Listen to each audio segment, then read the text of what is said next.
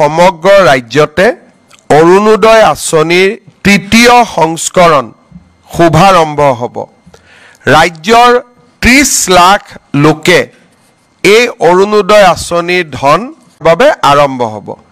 অৱশ্যে বিটিচিৰ সিলেকশ্যনৰ প্ৰক্ৰিয়া এতিয়াও চলি আছে, সেইবাবে বিটিচিৰ হিতাধিকাৰীসকলক পুঁজি দিওঁতে আৰু কিছু পলম হ'ব। কিন্তু অহাকালি যি 30 লাখ আই মাতৃয়ে অৰুণোদয় আঁচনি লাভ কৰিব, এই অৰুণোদয় আঁচনিত আমি আৰু এটা নতুন সংশোধনী আনিছোঁ। আমাৰ যিবিলাক জীৱিকা সখী বাইদেউ আছে, গাঁৱত তেওঁলোকক কেতিয়াবা জীৱিকা সখী বুলি কয়, কেতিয়াবা পশু সখী বুলি কয়, কেতিয়াবা বেংক সখী বুলি কয়। আসাম ষ্টেট ৰুৰেল লাইভলিহুড মিছনত কাম কৰা কমিউনিটি কেডাৰৰ সকলো জীৱিকা সখী বেংক সখী বাইদেউক আমি ডিৰেক্টলি অৰুণোদয় আঁচনি প্ৰদান কৰিবলৈ সিদ্ধান্ত গ্ৰহণ কৰিছোঁ।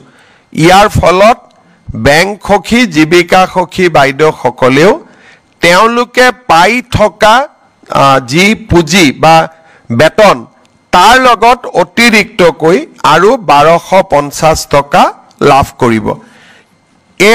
এই সিদ্ধান্তৰ দ্বাৰা অসমৰ 14,000 সখী বাইদেউ উপকৃত হ'ব।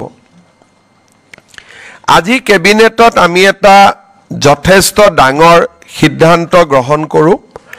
আপোনালোকে জানে যে ইমান দিনে NPS OPS ৰাজ্য চৰকাৰৰ কৰ্মচাৰীসকলৰ বাবে এটা আলোচনাৰ বিষয়বস্তু আছিলে।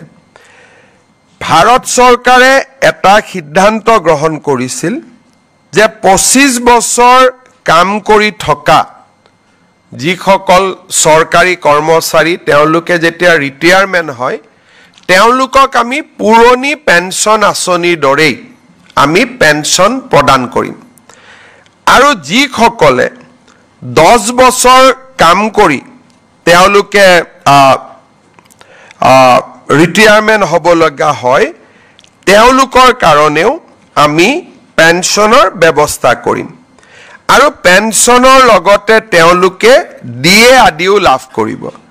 আৰু এই নতুন স্কিমটোৰ নাম দিছিলে ইউনিফাইড পেঞ্চন স্কিম। তাৰমানে OPS আৰু NPS দুইটাৰে সামঞ্জস্য ৰাখি ভাৰত চৰকাৰে চৰকাৰী কৰ্মচাৰীসকলক নিশ্চিতভাৱে পেঞ্চন প্ৰদান কৰিবলৈ ইউনিফাইড পেঞ্চন স্কিম আৰম্ভ কৰিছিল। দেশৰ 4খন ৰাজ্যই ইউনিফাইড পেঞ্চন স্কিম এতিয়ালৈকে গ্ৰহণ কৰিছে। আজি আমাৰ ৰাজ্য চৰকাৰেও এই ইউনিফাইড পেঞ্চন স্কিম অসমৰ চৰকাৰী কৰ্মচাৰীসকলৰ বাবে এডপ্ট কৰে।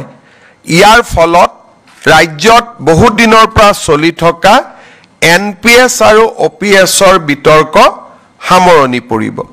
যিসকলে NPSত থাকিব খোজে, বিশেষকৈ যিসকল ডেকা ল'ৰা নতুনকৈ নিযুক্তি হৈছে, তেওঁলোকে NPSতে বেনিফিট বেছিকৈ পাব UPSতকৈও।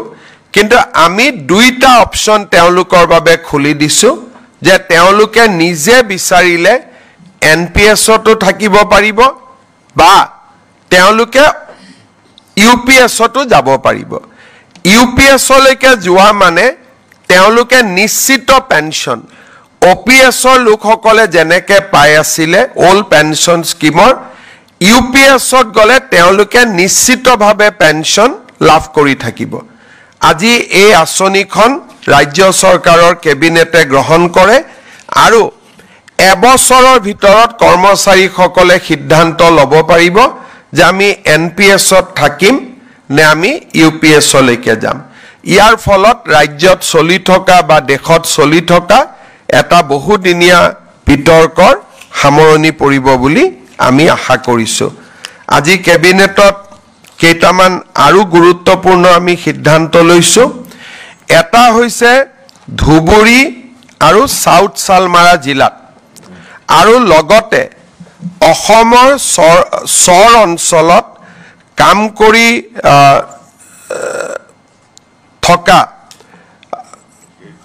যিখিনি আমাৰ ছোৱালী শিক্ষয়িত্ৰী আছে তেওঁলোকক আমি গৃহ জিলালৈকে ট্ৰান্সফাৰ কৰাৰ বা গৃহ জিলাৰ সমীপৰ এখন জিলালৈকে ট্ৰান্সফাৰ কৰাৰ কাৰণে আমি সিদ্ধান্ত লৈছোঁ তাৰ মানে সাউথ সালমাৰা ধুবুৰী বা চৰ অঞ্চলত যিসকল ছোৱালী শিক্ষয়িত্ৰী কাম কৰি আছিলে 5 বছৰ চাকৰি সম্পূৰ্ণ হৈছে আফটাৰ আগতে আছিলে যে 10 বছৰ হ'ব লাগিব তাতো পোষ্ট থাকিব লাগিব আজি আমি সিদ্ধান্ত লৈছোঁ যে আমি ধুবুৰী আৰু দক্ষিণ শালমাৰা জিলাত আৰু চৰ অঞ্চলত কাম কৰি থকা আৰু 5 বছৰ সম্পূৰ্ণ কৰা সকলো ছোৱালীক আমি গৃহ জিলা বা গৃহ জিলাৰ সমীপৰ যিকোনো এখন জিলালৈকে আমি ট্ৰান্সফাৰ কৰাৰ সিদ্ধান্ত লৈছোঁ কোনোবা যদি ডিব্ৰুগড়ৰ ছোৱালী কাম কৰি আছে ডিব্ৰুগড়লৈকে যদি পোষ্ট নাই আমি তিনচুকীয়া শিৱসাগৰ বা ধেমাজিত দিম যদি কামৰূপ জিলাৰ সন্তান সাউথ সালমাৰাত কাম কৰি আছে আমি কামৰূপ জিলাত দিব নোৱাৰিলেও মৰিগাঁও নলবাৰী আমি ইয়াত দিয়াৰ কাৰণে চেষ্টা কৰিম ই এটা ছোৱালী শিক্ষয়িত্ৰীৰ কাৰণে এটা বহুত ডাঙৰ হকা হিচাপে পৰিগণিত হ'ব বুলি আমি আশা কৰিছোঁ ৰাজ্য চৰকাৰৰ কেবিনেটে আজি আৰু এটা সিদ্ধান্ত লৈছে কেইদিনমান আগতে আমি সৰ্বশিক্ষা অভিযানত কাম কৰি থকা আৰু 5 বছৰ পূৰ্ণ হোৱা শিক্ষকসকলক চৰকাৰী শিক্ষক হোৱাৰ সুবিধা দিছিলোঁ কিন্তু 5 বছৰৰ অপচনটো থকা কাৰণে বহুবিলাক শিক্ষকে এই স্পেচিয়েল ৰিক্ৰুটমেণ্ট ড্ৰাইভৰ সুবিধা ল'ব পৰা নাছিলে তেওঁলোকে আমাক আবেদন কৰিছিলে এতিয়া 5 বছৰটো আমি 3 বছৰলৈকে কমাই দিছোঁ সৰ্বশিক্ষা অভিযানত 3 বছৰ কাম কৰিলেও তেওঁলোকক আমি সৰ্বশিক্ষাৰ পৰিৱৰ্তে চৰকাৰী শিক্ষক হিচাপে আমি পুনৰ তেওঁলোকক নিযুক্তি দিয়াৰ ব্যৱস্থা কৰিম এই দুইটা আমাৰ শিক্ষক শিক্ষয়িত্ৰীসকলৰ বহুদিনীয়া ৰিকুৱেষ্ট আছিলে আজি দুইটা ৰিকুৱেষ্ট আমাৰ কেবিনেটে গ্ৰহণ কৰে আৰু আমাৰ এই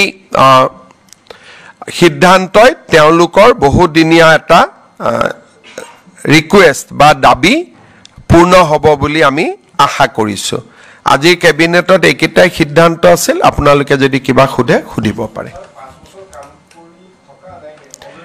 5 years যাৰ কমপ্লিট হৈ গ'ল তাৰ মানে 2021ত যিসকলে বা 20ত নিযুক্তি পাইছিলে মিনিমাম 5 years তো কৰিবই লাগিব কিন্তু যাৰ 5 years হৈ গ'ল তেওঁলোকক এতিয়া পোষ্ট থাকক বা নাথাকক আমি ট্ৰান্সফাৰ দি দিম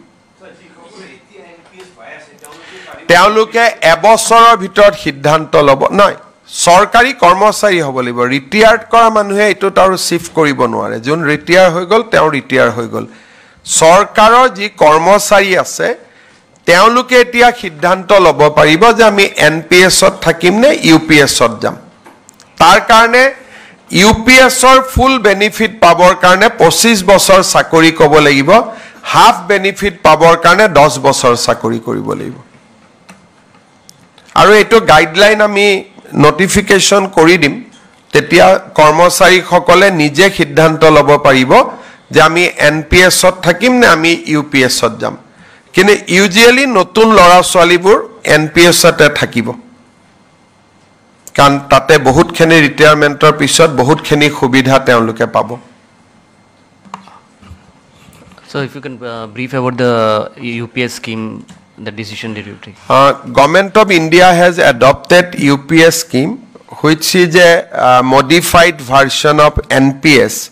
In NPS, government contribution was 10%, but now government contribution will increase to 18.5%. State government has adopted UPS scheme similar to what will be entitled to the state central government employee. Now the same scheme will be available for the employee of the state government also. Existing employee will get a 1-year time frame to either